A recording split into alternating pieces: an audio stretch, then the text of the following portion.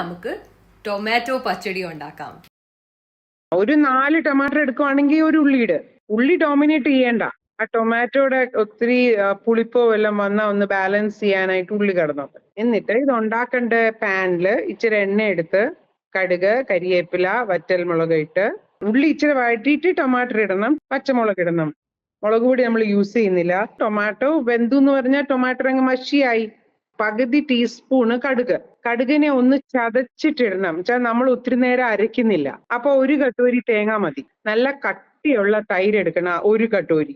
1 കറക്കി 2 കറക്കി അത്രയും മതി. ഈ അരച്ചത് അങ്ങോട്ടിട്ട് ഇളക്കി ഓഫ് ചെയ്ത് അങ്ങ് അടച്ചു വെക്കുക.